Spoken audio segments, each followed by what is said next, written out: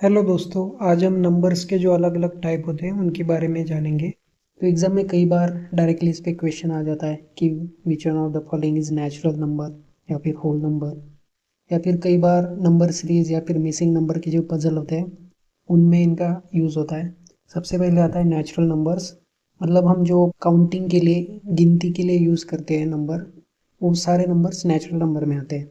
जैसे कि हम गिनती में यूज़ करते हैं, for example 2 potatoes, 4 girls, 3 cars, 100 books. ये जो भी हम काउंटिंग में यूज़ करते हैं नंबर, उन सारे नंबर्स को नेचुरल नंबर कहा जाता है। एक से लेकर इन्फिनिटी तक ये नंबर पाए जाते हैं। जो नेचुरल नंबर होते हैं उनमें जीरो नहीं होता। ओके, जीरो के अलावा जो भी नंबर होते हैं हम जो काउंटिंग में यूज़ करते हैं वो है नेचुरल नंबर। और जब हम जीरो को भी इसमें इंक्लूड कर देंगे तो वो हो जाता है होल नंबर्स। होल नंबर में सारे नेचुरल नंबर आते हैं और उनके साथ साथ जीरो भी इसमें शामिल है।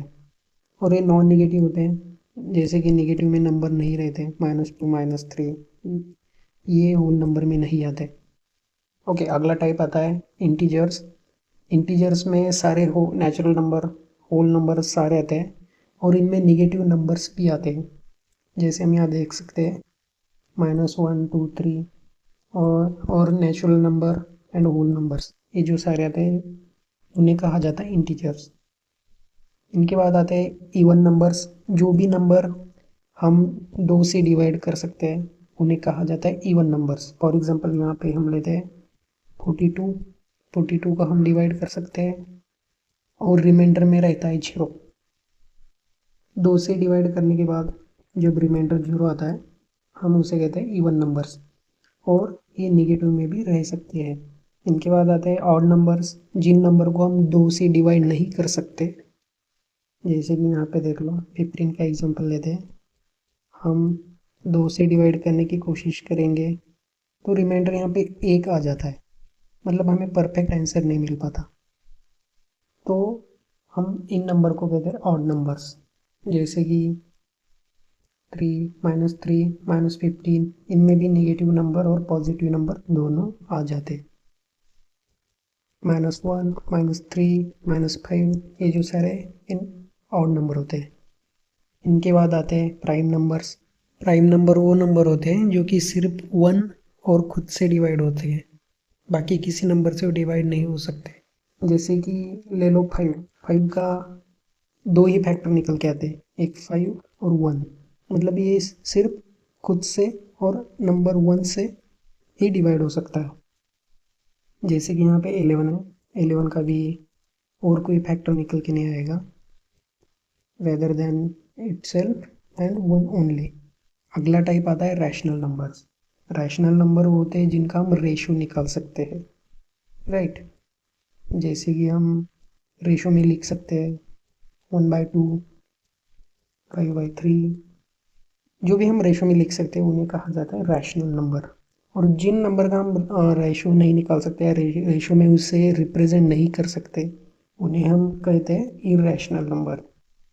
जैसे कि √2 हो गया, 2 इंटू √2, इन्हें कहा जाता है इरेशनल नंबर। बाद में आता है रियल नंबर।